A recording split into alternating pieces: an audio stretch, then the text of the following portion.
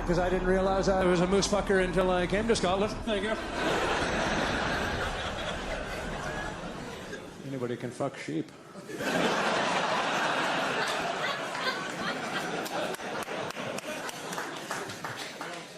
You want to fuck a moose, you better have a plan. Yeah? Think in advance of what you're doing back there. Get yourself an ice hockey stick so you can tickle his ear.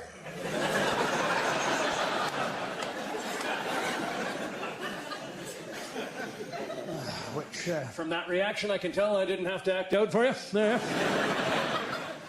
Doesn't bother anyone that the moose in that story is a boy? No.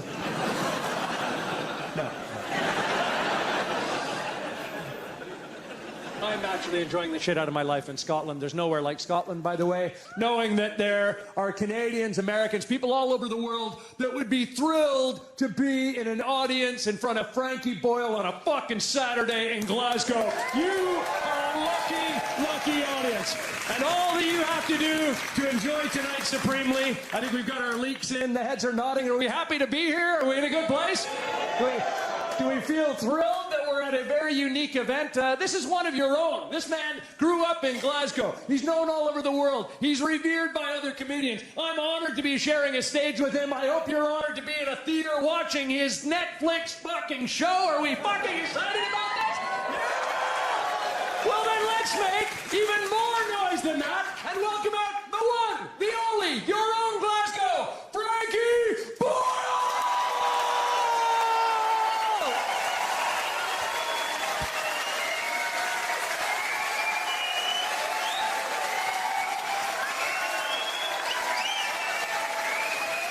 Cheer for Mr. Craig Campbell, ladies and gentlemen!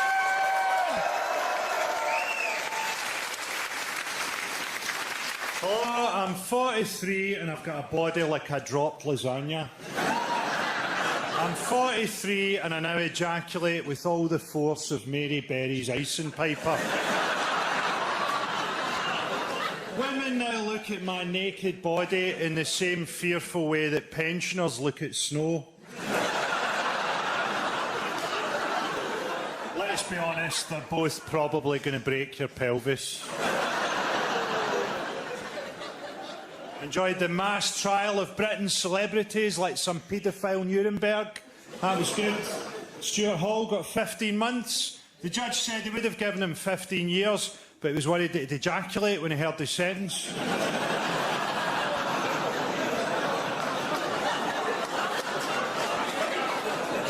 I never get involved in celebrity paedophilia myself. I used to just stand in a corner and watch.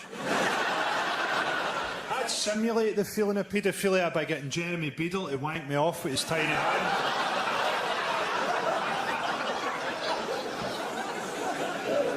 Savile, man, he had his own TV show. The other pedos must have been raging. I've got a TV show that makes children's dreams come true. What have you got? A transit van and a big bag of rebels? Fuck off. Made children need a bit awkward now, hasn't it? I have a theory that Savile fucked Pudgy's eye out of its socket. It's the marathons that get me. He's running fucking 2 marathons a week. What's that about? Imagine you're a wee boy, you've escaped from one of these places where you've been pumped. A children's home or whatever. You run as far as your little legs will carry you, and as dawn breaks, you hide in a ditch, you sleep in a ditch. Night falls again, you run again. You run to the limit of your young endurance, you've run 22, 23 miles. You think, that's it, I'm safe. No, you're not. Jimmy Savile had a paedophilic range of 26 miles.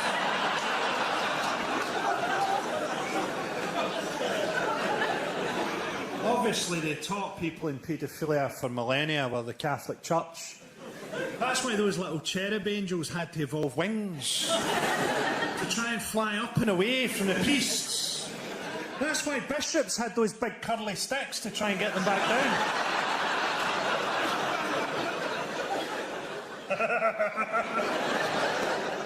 Got politicians involved in paedophile scandals now. Of course, politicians are fucking kids. They kill kids! They kill kids with their decisions every fucking week! Having a go at them for fucking kids is like criticising Peter Sutcliffe on his parallel parking. I honestly believe there are children alive today underneath the floorboards and in the walls of the Houses of Parliament. That's why they all make those mad kind of animal brain noises. Help! Help, Richard! Here, here, here, here. Help, he's going to fuck. Here, here, here. That kind of joke is exactly the reason that the chances of me getting my own TV show are about the same as the chances of someone commissioning a Pakistani version of Don't Tell the Bride.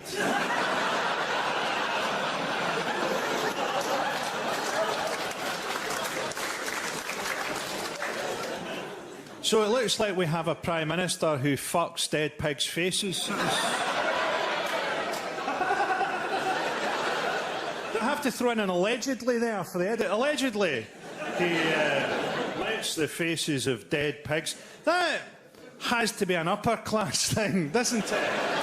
I don't think any working class person has fantasised about putting their cock in a dead pig's head since Raoul Moat died. Those revelations came in a book called Call Me Dave, which is ironic because that is the last thing that anyone will be calling him for quite some time. What else has been happening? Everyone went nuts about that lion that got killed. I'm not saying it's not sad that a lion get killed. It is. I hate it when you see these photos of big fat American tourists and they've shot a giraffe and they're always wearing camouflage, like giraffes fucking shoot back. All I'm saying is, we've seen exactly the same photos of Americans with dead Iraqis. The only difference is, we know the lion's fucking name. I honestly think if I was an Afghan civilian at the minute, I would get dressed up as a leopard. I hope that got saved by Ricky Gervais.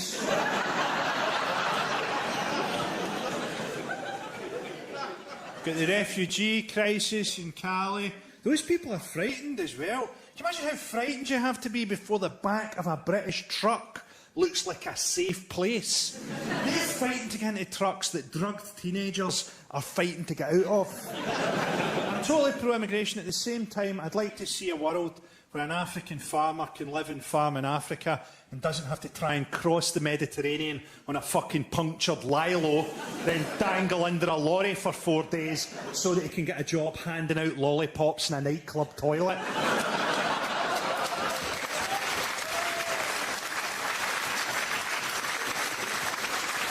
Also, I've never finished a piss and thought, I could really go a lollipop. I'm in my 40s, I dribble. What I want in a nightclub toilet is someone who'll shake my cock out like a wet umbrella. UKIP have jumped on the bandwagon about all this stuff. Nigel Farage, who to me always looks like a frog trying to escape from a scrotum. He sort of looks, Farage, like that guy down the pub that people buy drinks just to see what he'll say. Get him a couple of whiskies and tell him to phone a Chinese.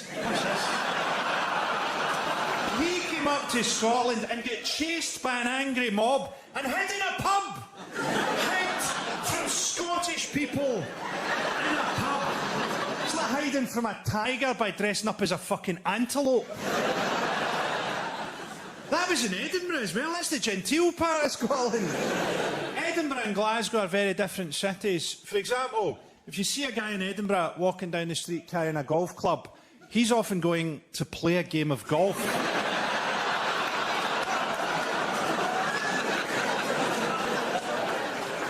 Farage dodged the question of whether he thought Idris Elba should be the next James Bond, and I think Idris Elba would be a great James Bond, because I want to see a Bond movie where the pre-credit sequence is just a black guy trying to drive an Aston Martin through central London.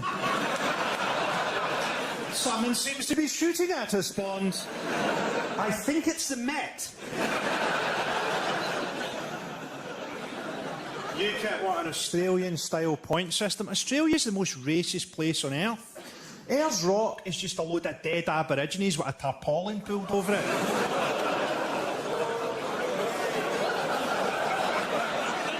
Was that too much for some of you? This might be quite a long hour. This is a gentle, tickling kind of foreplay involved in here. Tickling foreplay sounded sinister, didn't it? You never hear quite how racist UKIP supporters are, because they always do those vox pops for the news in the high street. They need to start doing those down the pub. Well, Governor, if you caught me at 3 o'clock on Bromley High Street, I'd have told you that my main area of concern was Europe. But seeing as we're in Wetherspoons, I'll cheerfully admit that it's the Jews. It's like the good old days part of UKIP, isn't it? You remember the good old days? You could get fish and chips and polio in the good old days. You could leave your front door open because you'd fuck all worth nicking. And no one had the strength to open the door because they all had fucking polio. And you could go out for a walk on a bank holiday Monday down the pier. And your little brother would go missing, never be seen again. In the fucking good old days. You could wear old knees up in the good old days if you didn't have fucking polio. And you had variety shows on the TV. Not like your alternative comedy, no. Everyone in that variety show, they could dance, they could sing, they could tell a story, and each and every one of them was a convicted child molester. And you thought you vaguely recognised one of them from the day that your little brother went missing. But you couldn't be sure, because you'd been drunk, even though you were only 4 years old. Because it was the fucking good old days. You were drunk from the alcohol content of the mouthwash that Jimmy Savile used to dip his cock in between victims. It was the fucking good old days. The fucking good old days when you could ooh about a joke about Ayers Rock, not knowing it. 2 jokes down the line, Jimmy Savile was dipping his fucking cock in mouthwash.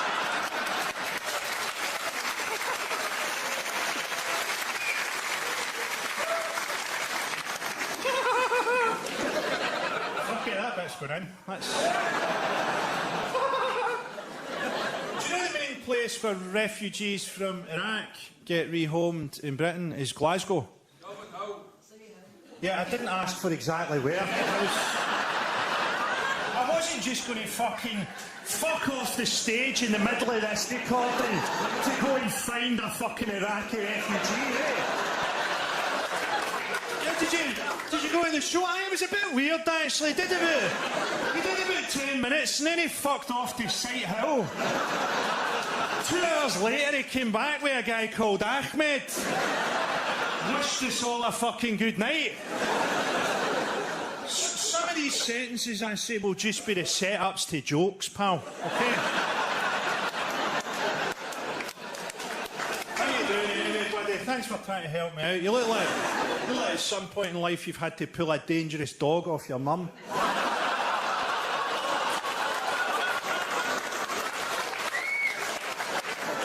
So that you could have a go at fucking her yourself.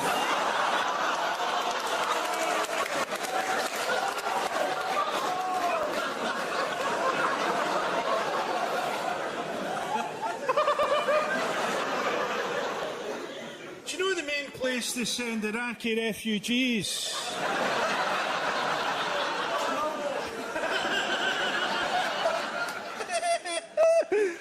Fucking hell. So, boys, you're fleeing sectarian hatred and violence.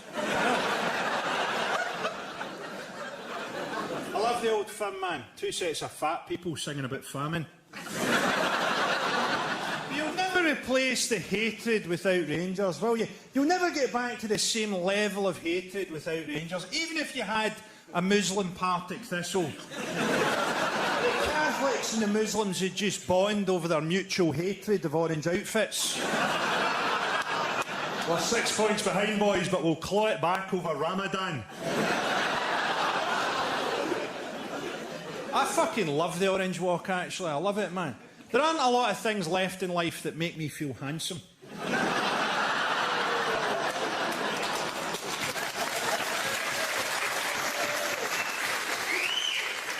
I totally mean this in a good way, right? I'm not saying the Orange Walk is gay. All I'm saying is, if I was trying to prove that I wasn't gay, That's not how I personally would go about it. Who are you calling gay? Fetch me my majorette stick and my big ribbon. I'm about to perform a wee routine that will leave you looking rather foolish. An English guy asked me the other week, what's the difference between a Scottish Catholic and a Scottish Protestant? Which is quite a difficult question, because there isn't one really. And the best I could come up with was this. A Scottish Protestant only thinks about his relatives who've passed away at good points in his life. I wish my dad was still alive to see me graduate. Wish my Uncle Tommy was still here to see me get this job. Whereas a Scottish Catholic only thinks about his dead relatives when he's doing something guilty or shameful. I'm sorry, Granny!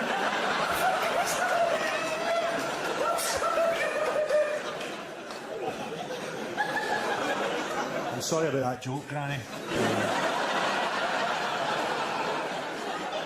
And my entire career to date. You were fucking blowing your nose really loudly during that joke, do you know it? You wanted a wee bit of attention?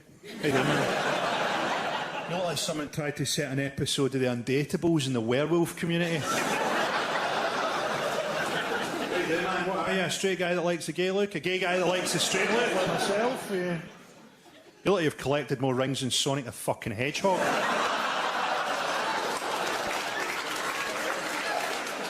When you finally suck a cock, all it's going to taste of is relief.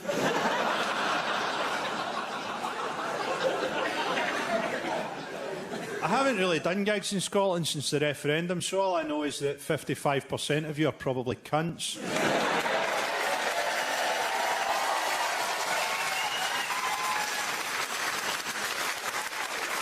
To be honest, that was always the average with my crowds anyway, so... It was old people that swung the referendum, wasn't it? Do you know what it reminded me of? It reminded me of when you used to see an old Scottish couple on a quiz show, and you get behind them, you go, come on, be brilliant. Because they were Scottish and they're always daft as fuck. Question number 1. Do you think that you can sell oil for money? Do you think we could, Alec? Do you think we could sell the oil for money? Do you think someone would pay us money? Money for the oil? We don't think so, no. You fucking stupid old bastards. Now we've got austerity. It's pretty bad as well. Things are so bad in Glasgow that mothers have started dressing their children up as referees in the hope that people throw coins at them in the street. And everybody's looking for someone to blame, aren't they? Is it immigrants? Is it people on benefits? It was the fucking banks! They showed you them doing it on the fucking news! Am I the only person that remembers that? Am I going fucking crazy? Do you know what it reminds me of? It reminds me of watching Columbo with my granny when I was wee. Columbo! They'd show you the murder in the pre-credit sequence. It wasn't a whodunit. It was about Columbo proving that the guy did it. And then halfway through, my granny'd always go, I think it was her. Oh, Granny, it was fucking him! They showed you him doing it with a fucking paperweight. It's exactly the same thing, what austerity. I think it's those Polish cunts round the corner. It was the fucking banks! The fucking banks!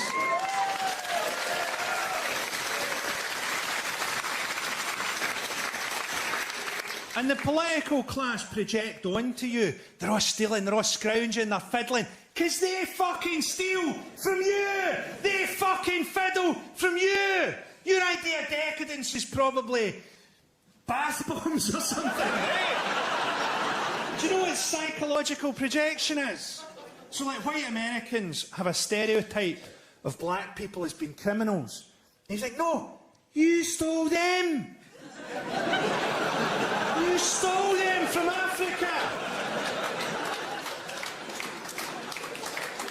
We need to think more about the psychology of politicians. Vladimir Putin is probably a homophobe because he's had to go through life with the name of a gay porn star.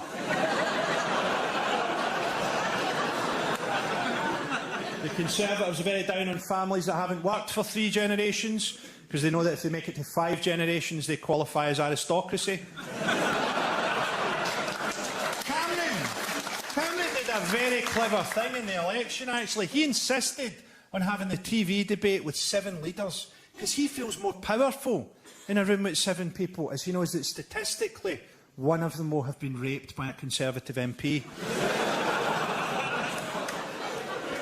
Watch Cameron in Parliament. This is true. Never uses the word children. He always goes, young people, problems for young people. Because he knows that if he says the word children, his whole backbench will come on his neck.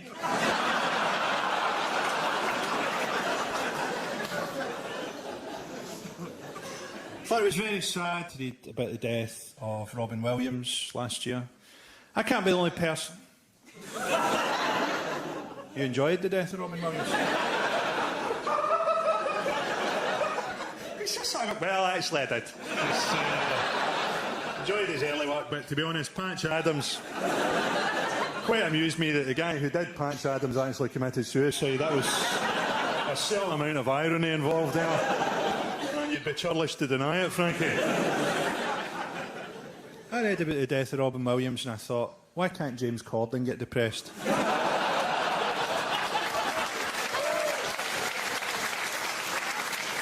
did that in London. A guy got really fucking angry.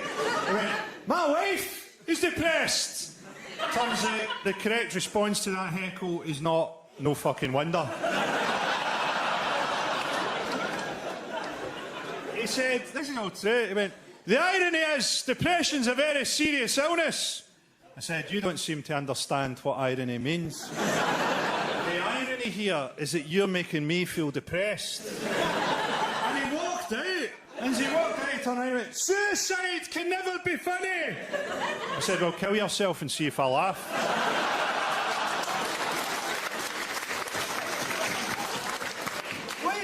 Comedy that brings out the worst in everybody. People don't go along to Hamlet and shout, my husband feels melancholy.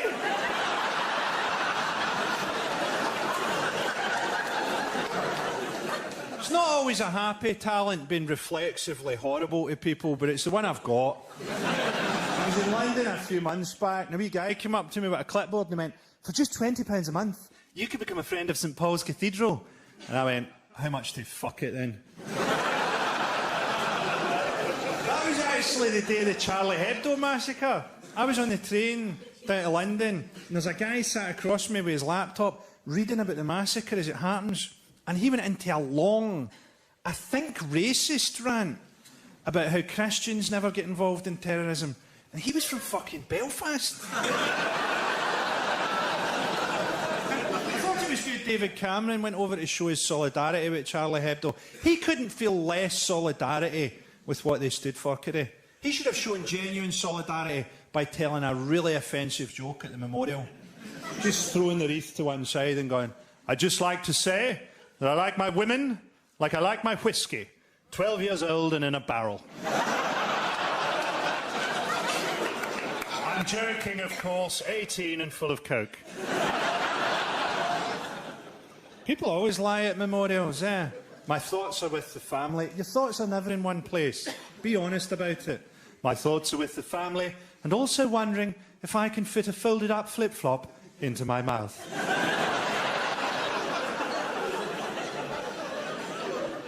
There is a place for offensive comedy.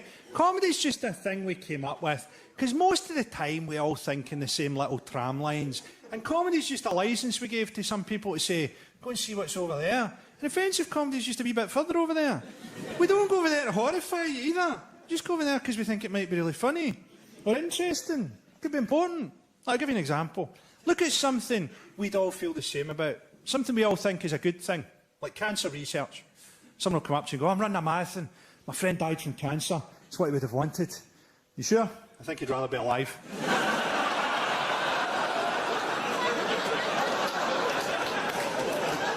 Don't actually say that to him.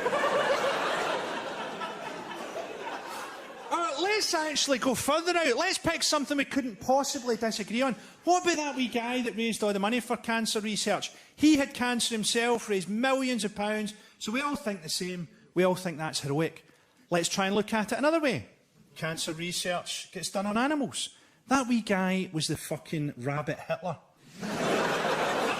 We've been doing cancer research for decades. We've spent hundreds of millions of pounds. Maybe we should stop. Maybe we should stop and use the money to build a giant water slide park for people with cancer. A giant water slide park the size of a fucking city, and you only get in if you've got cancer. And on diagnosis day, the doctor will say, well, I've got good news and bad news. The good news is you've no idea how fast you go down a flume with no hair.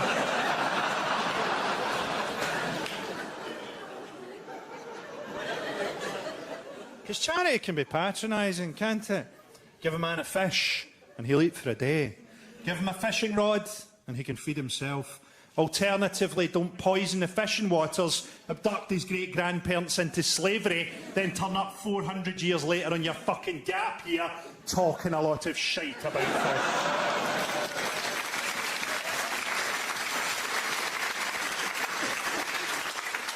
Charity ignores cultural difference, doesn't it? Oh, these people have to walk an hour every day just to find water. Maybe it's cultural. Maybe some people walk an hour every day to find water. Glaswegians drive 40 miles to get Krispy Kreme donuts. Comic Relief, who banned me.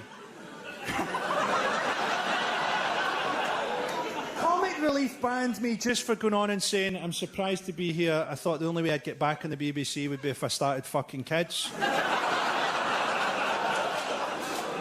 Comic Relief this year raised money for Malawi and Uganda. The colonial power in Malawi and Uganda was Britain. And Comic Relief is us saying to them, thanks for all the gold, boys. Thanks for all the diamonds. We've had a whip round and bought you a fishing rod. I hate these gap year fucking grief tourists as well. Oh, we all worked so hard over there. We all worked so hard in that village. No, you didn't. You spent half of every day working out how to hide your packed lunch. I actually hope those jihadi brides come back, just so they can one-up everybody's gap year stories at uni. That's nothing, Cynthia. I've spent the last 9 months eating hummus out of a skull. This next joke is my favourite joke that was cut out of Live at the Apollo.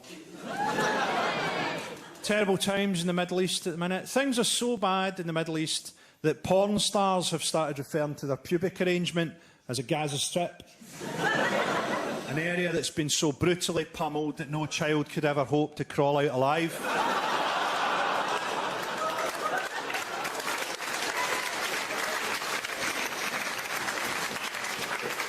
I mean, I wish I lived in a moral world where that joke didn't make sense, but I don't, do I? We were told when Gaza got attacked that Hamas were using human shields, and they weren't. Humans almost never get used as shields, because humans make really bad shields. Humans make such bad shields that humans were forced to invent the shield. Precision bombing, those raids were called by the Israelis. It looked about as precise as a blowjob from a guy with a cleft palate. Enjoy it, mate! Enjoy it! Enjoy it, mate! Quiet, boy, we're underneath the House of Lords. Here, here, here, here. I thought it was sad Scotland didn't get independence, because, you know, I lived in England for a few years, but I think I still passed the test of full Scottishness in that I can hear a cricket score and have absolutely no idea who won. And we're a unique people, aren't we? The only country in the world where people give travel reviews entirely in alcohol prices. How was Prague? How was it? £1.30 for a litre of vodka. 40p a pint. Are there nice museums? Quite possibly, yes.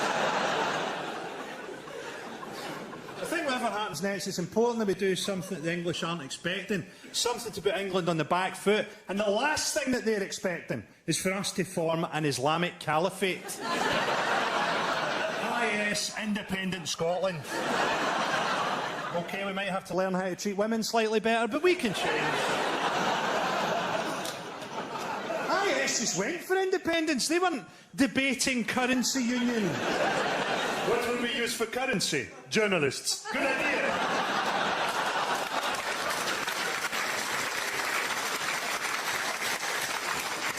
We have become more anglicised as a country. People say things like jog on now. Anyone who says jog on can fuck off. We don't need English stuff. We've got our own stuff. They've got Glastonbury, we've got Tea in the Park, where people get Glastonburied all the time.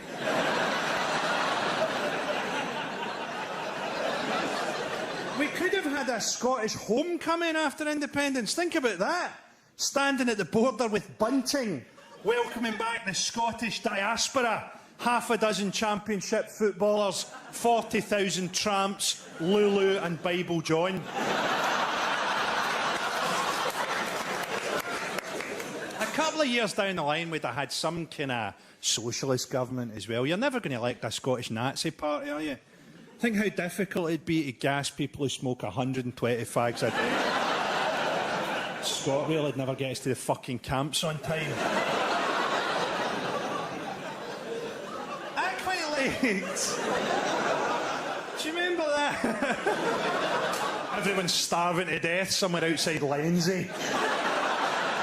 The Scottish Holocaust. Do you remember the idea? Remember the idea that after the general election, the SNP would have the balance of power? So any time anyone wanted to do anything or pass a law, they'd have to have an argument with a Scottish person. Oh, you're very good at this arguing business. I'm not part of the negotiating team. I'm just here to take your drinks order. Oh, could I have a cup of tea? No. So we didn't get an independent country. We got a fucking Scottish Doctor Who. That was about it. Doctor Who. Doctor Who, of course, is the archetypal Scottish character. An old man armed with a screwdriver dragging young women into a phone box.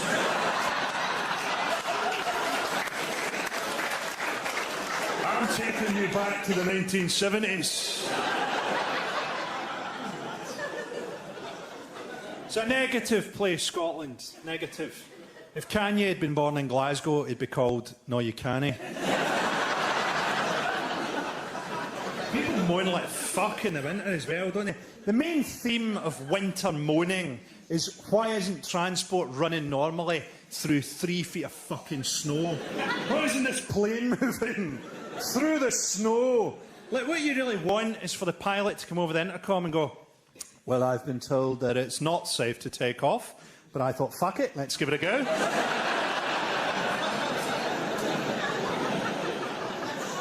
I don't fly myself, but I assume everybody now searches the pilot's voice on the intercom, looking for a hint of depression.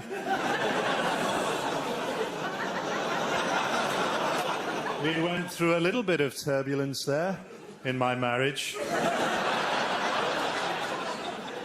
That pilot had just been told that he had a baby on the way. So in many ways, he did the right thing. Hats off to the cunt. I don't really think that.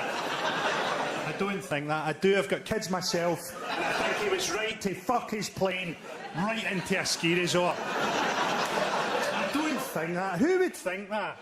But I do think it was funny. I do think it was funny that at some point his girlfriend must have hung up and gone, I think he took that quite well.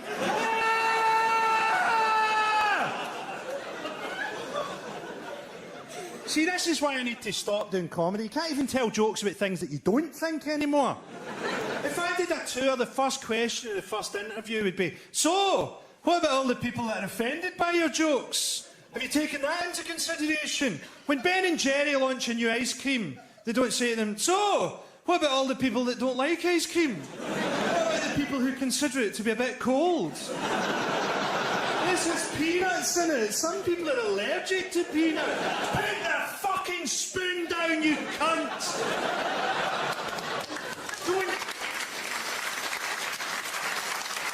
Don't ever argue with a joke. It's like telling a clown that his car isn't going to pass its MOT. I can't write jokes for the average person.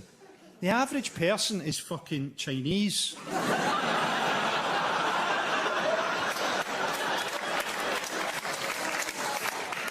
Also, have a bit of trust. I'm a professional comedian, right? There's a point to the jokes.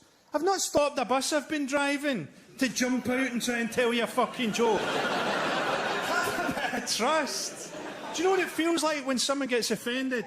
It feels like I'm a gynaecologist and someone's screaming that I've touched their vagina. I'm not saying that at some point I wouldn't have touched on lazy stereotypes. I'm sure I've done jokes about Welsh people being sheep shaggers or something. Remember that stereotype? Welsh people shag sheep? Before that guy from the Lost Prophets came along.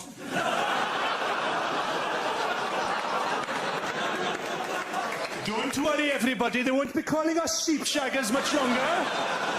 I'm going to clear this misconception up.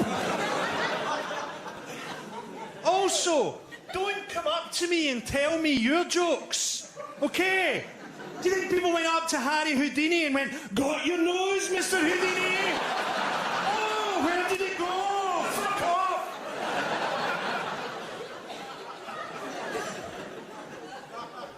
I hate consumerism. Miley Cyrus and Justin Bieber. And she looks masculine. You notice that? She looks masculine and he looks feminine. She looks like quite a doable rent boy. No offence, mate. Bieber sort of looks like a grown-up Madeleine McCann cross-dressing for anonymity.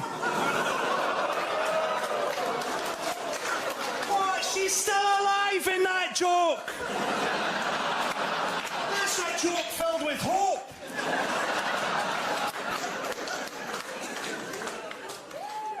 I like these wee consumer sugar festivals we have. Mother's Day.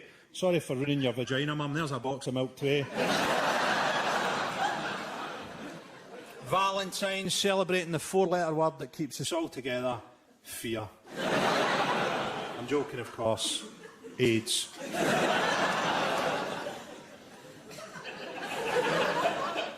If you feel offended by anything in this show tonight, feel free to tweet your outrage on a mobile phone made by a 10-year-old in China. Because that's what Santa Claus does the other 364 days a year. He flies around the world, apologising to all the children that actually have to make the presents. Sorry about that, Woling Ho. Still, tea break's over. Back to work, son. People say that Steve Jobs died too soon, but I think it was a fitting metaphor for his company's attitude to battery life.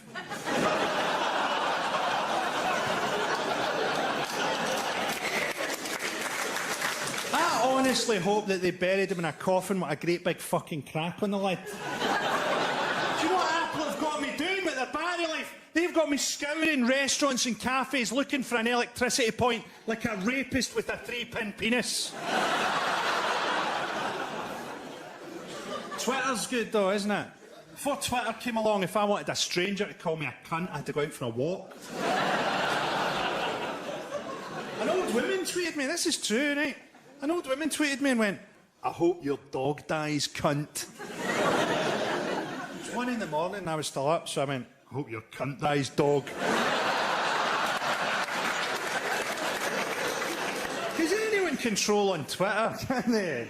I admire the people that do it on Facebook, where everyone can see that you've got 2 ugly kids in a shit kitchen. I like those wee biogs people have on social media, where they put the most banal, depressing summation of their life. Tea drinker. I like to drink cups of tea. That's me in a nutshell, that is. Foodie. I eat food. I want a burst of honesty in one of those boxes.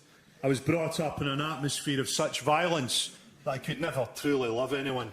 The only person that loved me I rejected, and during my ensuing mental breakdown, I got a nutcase pregnant. I also drink tea.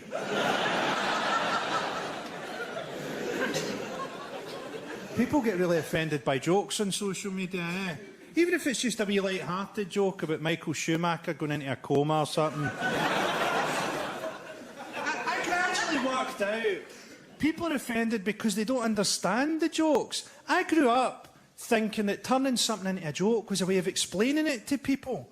And as I've got older, I've realised turning something into a joke is actually a way of codifying information so that only a few people understand it. I don't know if you remember, but when Michael Schumacher went into a coma, I got a bit of grief for tweeting, "The only hope is that overnight, Michael Schumacher's brain will be repaired by elves." So it was actually a very light-hearted Elves and the Shoemaker.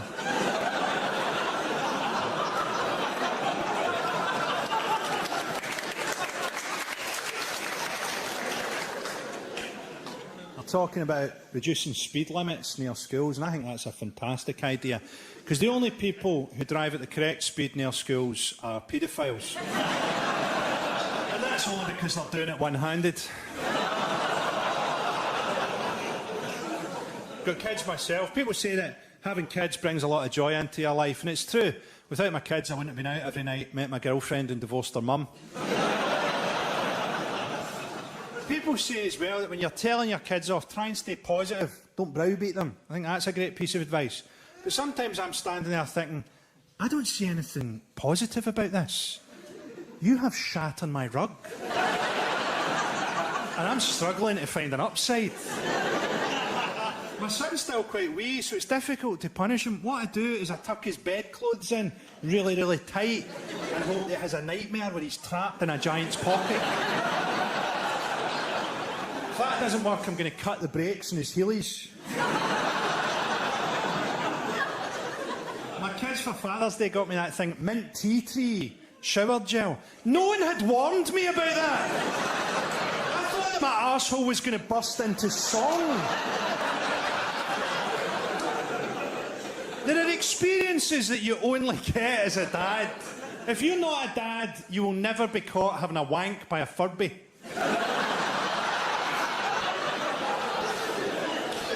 My kids are both at a great age, actually. They're both at an age where they think that anyone that shouts at me in the street must be some kind of fan. Oh, look, it's another fan. So it is. Quick, into the taxi. Into the taxi before the fan catches up with this. It's a Welsh guy who's in the Orange Walk. What are the fucking chances of that?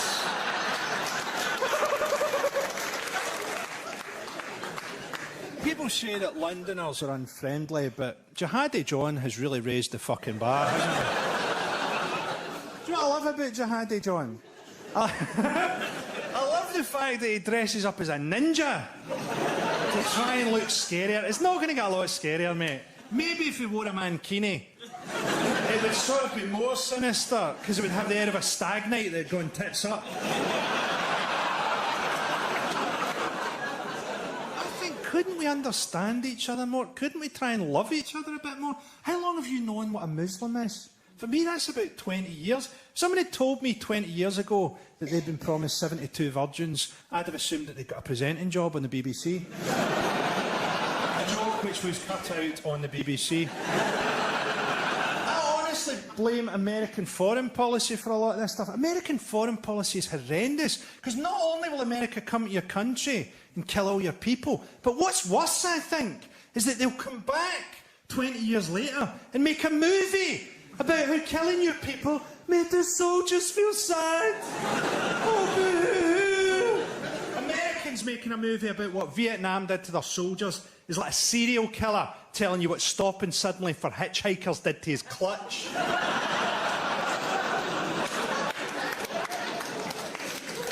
Honestly, wouldn't be surprised to learn that 100 years ago, America gave the rest of the world a safe word, and we've just forgotten what it is. Or maybe we're pronouncing it wrong. Aluminium. I thought it was aluminium. America have a mercenary army now. Do you know about this? After the Vietnam War, you couldn't conscript people anymore. They all went mental. So you had to move to a mercenary model. And Britain did the same. That's why you don't get war poets anymore. Imagine what a war poet would be like now. There was a young boy who failed school, acted a bit of a fool, went out to Iraq, smoked a whole lot of crack, and his legs ended up in Kabul.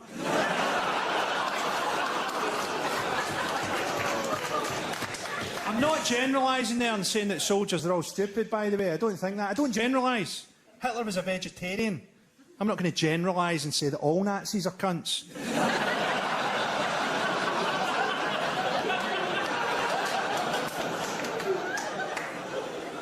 It's a strange society, Britain, isn't it?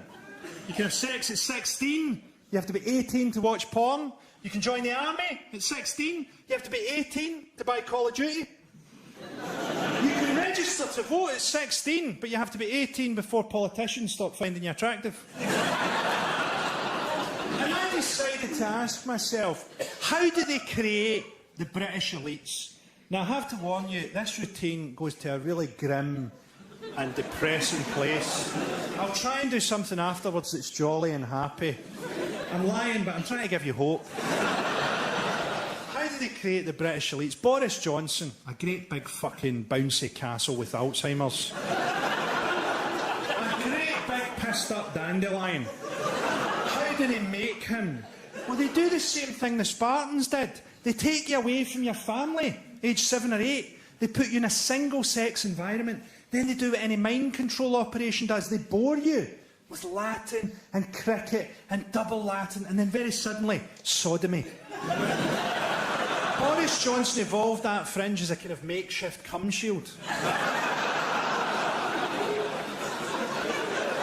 don't think that literally about Boris Johnson, right? I'm being metaphorical. But I do think the English public school system creates the worst people in the world. Our elites are the only people in the world that feel jealous of orphans.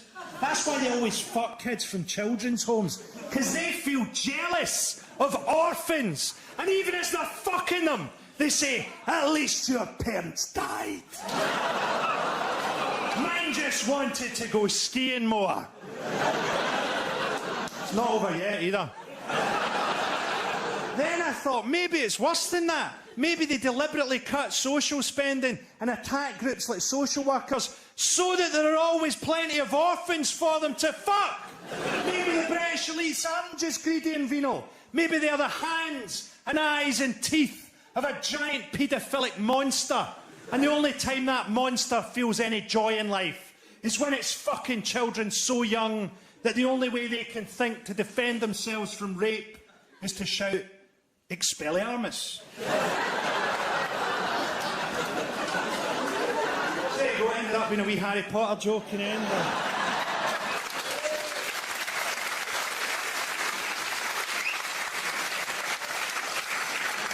If you didn't like that bit, I think Michael McIntyre's in town next month. I watched Michael McIntyre the other night. He does a big bit about, you know, those beach umbrellas with the heavy base. He goes, oh, how heavy are those? And he mimes out trying to move it over to his sunbed. And I'm watching it thinking, you don't move the fucking umbrella. That's why it's so heavy. You move the bed under the umbrella. And his fans are pissing themselves. And I'm just sitting there thinking, what else don't they know?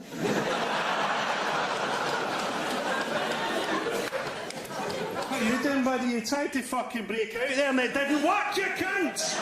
There's security at the door and you're fucking trapped in here. And if there's a fire, I'm going to sit in your fucking chest, you cunt! We're getting up at quite a tricky piece of material and pawing at the door like a fucking Yorkshire Terrier, you fucking despicable cunt!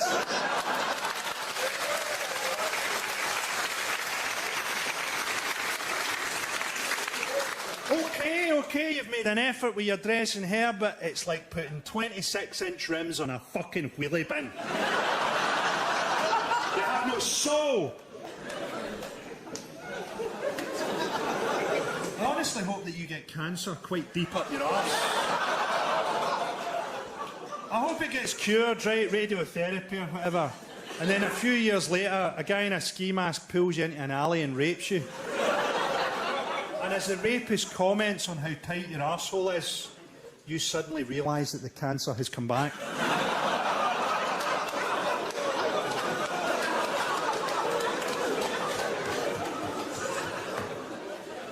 You missed the routine about the English public school system. The Scottish comprehensive system does quite a bit of damage as well, to be honest. It's metaphorical, that routine, but there's a grain of truth in it, because the public school system encourages sociopathic traits. This is a government that was sending disabled people letters telling them that they were fit for work when they were fucking dead. We think you'd make a brilliant draft excluder.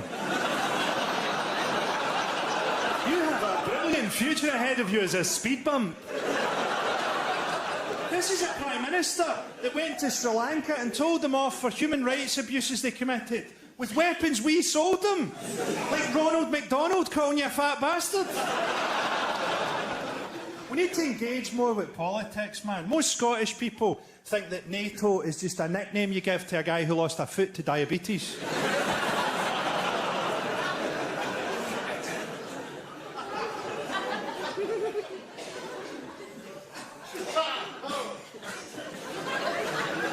What the fuck is going on with this crowd, man? I think everyone else that plays the citizens gets the people that fucking usually come to the theatre, and I just empty the high flats.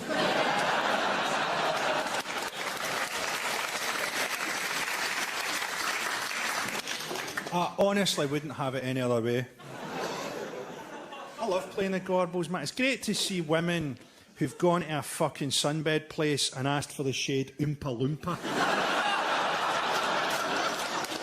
I honestly wouldn't be surprised if John Wayne stepped in and shot you dead with a fucking rifle.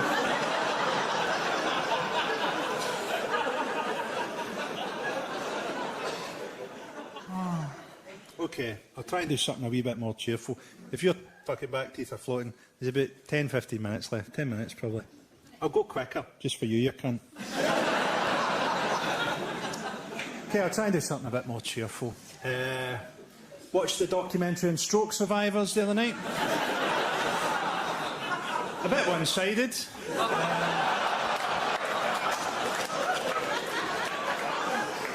Did you see that woman that died after drinking 10 litres of Coke a day? She ate a packet of Mentos and they found her head 3 miles away. Piers Morgan says that women send him knickers through the post, presumably with the message from one cunt to another. That's a kind of sexist thing, isn't it? How ugly men can be and still get on television. Alan Sugar looks like he's been cleaned out of someone's belly button. Looks like Mother Teresa's knee. Jeremy Clarkson went a bit like that towards the end, didn't he? A bit kind of origami elephant vagina. Imagine punching your producer when Richard Hammond is in the fucking building. Okay, jokes. Jokes. Do you reckon if you get fingered by someone that knows sign language, it's like having a puppet theatre in your vagina? You can run, but you can't hide, is a funny thing to say to children with asthma. But that's too much. Asthma's a red line. There was a wee guy with a cleft palate being fucked under the House of Lords 40 minutes ago. Asthma's too much. Sorry, son, I didn't realise you had asthma. I thought you were into it.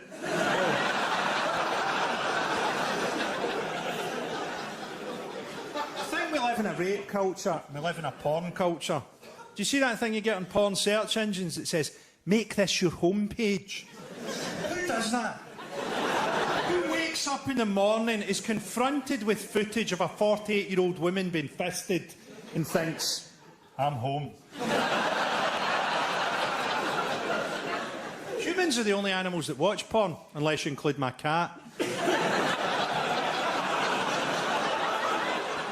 And I think it's quite a sad thing, really, porn, because it denies the reality of sex. Think of all the stuff that's in sex that isn't in porn. Like the fact that men get depressed after they come, almost as they come. A wee joke from God there. That never made its way into the letters page of Fiesta, did it? So I was doing it from behind, and I flipped her over, and as I came in her face, I suddenly realised that other people are essentially unknowable.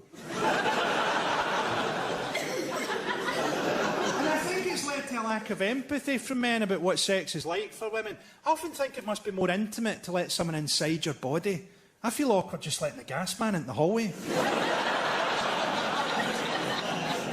I'm completely behind feminism, by the way. It gets bandwagon jumped a bit. You know, Louise Mensch or someone, oh, I'm a feminist. You're fucking anti-choice. If you don't even think women should control their own body, you're on the list of great feminists in between Ted Bundy and King Henry the fucking VIII.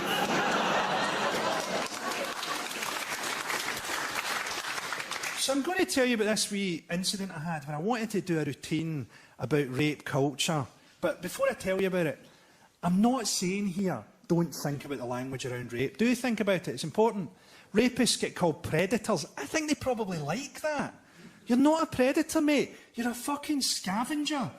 The majestic lion of the Serengeti doesn't have to drug the watering hole and pretend to be a fucking minicab driver. And also, I'm I'm trapped in the sexist system too. I'm part of it, right? Because I grew up in it for fucking 40 years. I'm trapped too. I can watch Emma Watson give a speech at the UN and think that's brilliant and that's empowering, but I have to have a wank afterwards. Because I'm trapped too. I wanted to do a routine, right, on Live at the Apollo about rape culture. They're really good people. And they said, we love the routine, you just can't say the word rape on the BBC at that time of night. And I think, surely, as human beings, we should be able to decode the ideology behind a word. I can train a dog to get annoyed at a word. Rover, Jehovah's Witnesses. This is before we get to the fact that different words mean different things to different people.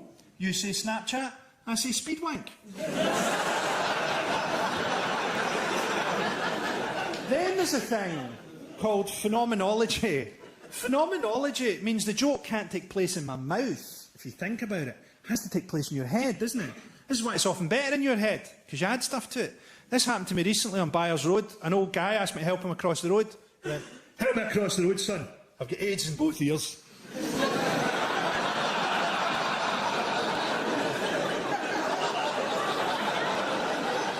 Phenomenology works for everything. We've all got our own versions of stories. For me, the Pinocchio story is actually about Geppetto being a paedophile. He lives on his own in the forest. Then suddenly, a wee boy lives with him. And he says to his mates, don't listen to him. Tells lies. That's varnish on his face. I also think that Peter Pan and the Lost Boys are the souls of abortions. Explains Captain Hook.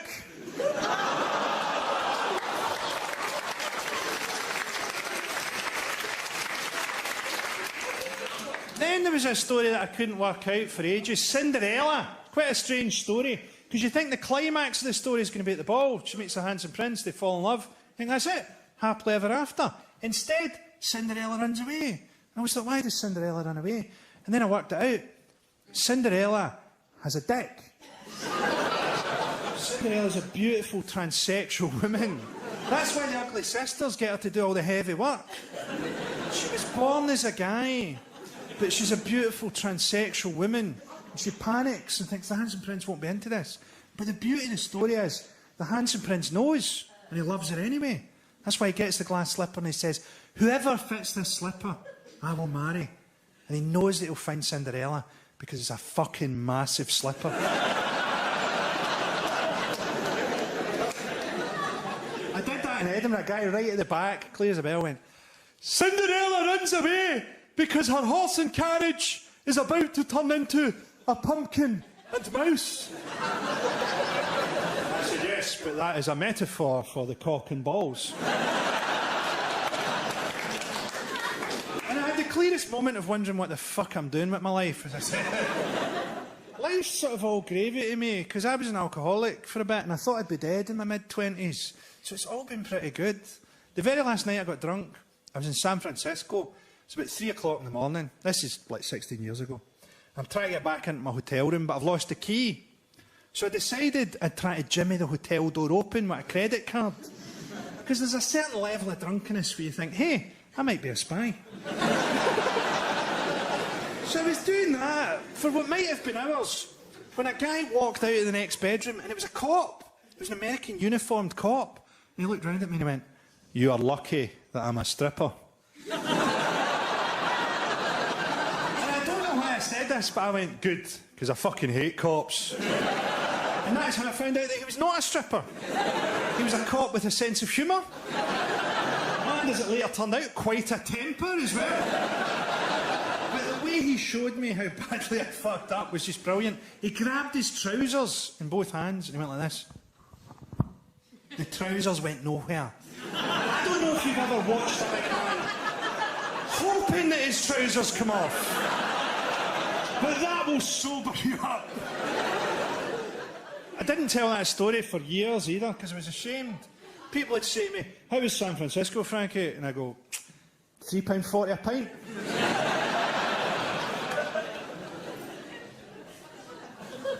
I think that we get controlled by language. I think that's partly how we're controlled by propaganda. We take language too literally.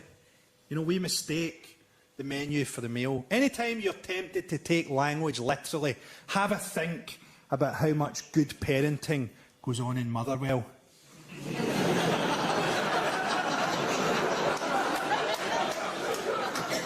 They change the meaning of words on us to control us. Do you remember at school the word daydreaming? Daydreaming was a rebrand of the word thinking.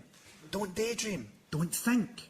Then they came up with stress. Stress was a rebrand of the word unhappiness. Because unhappiness, you'd have to do something about it. Stress, you just put up with. You don't meet someone at a barbecue. How you doing, John? Oh, well, quite busy at work, so I'm quite unhappy, and getting busy towards Christmas, I'll be even more unhappy then. And she's got another baby on the way, so we're all as unhappy as fuck, if I'm quite honest.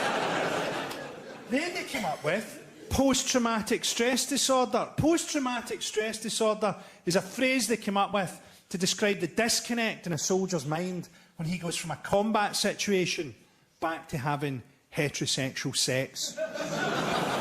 Imagine it, you're out in Afghanistan, you've been fucked every night by a guy built like a werewolf.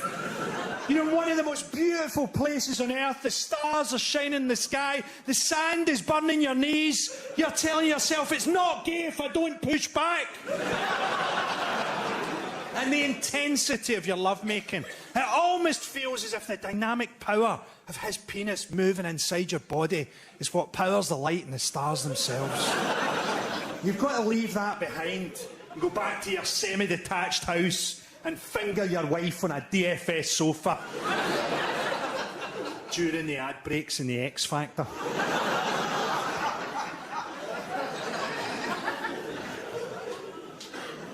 There's almost no hope in my work. And it's partly because I feel that hope is overrated. I think we are the descendants of people who are very wary and very cautious about stuff. Is that a leopard over there? Maybe that's a leopard. There's almost no evolutionary advantage to going, well, maybe it's not a leopard. Let's all just really hope that it isn't there. Those people were eaten by leopards.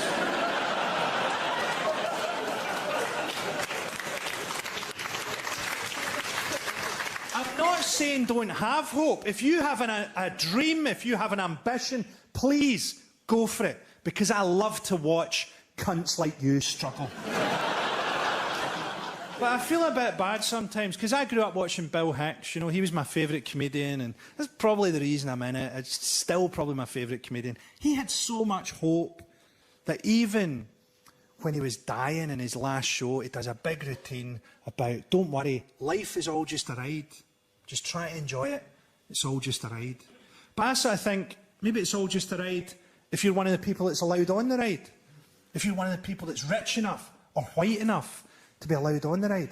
What if you're one of the people that has to build and maintain the ride? If I had to build and maintain the ride, I would stretch piano wire across the bottom of the roller coaster so that everybody finished the ride with a photograph of themselves with 2 thumbs up and no fucking head. Pleasure talking to you, Gobbles. Take care of yourselves at the best.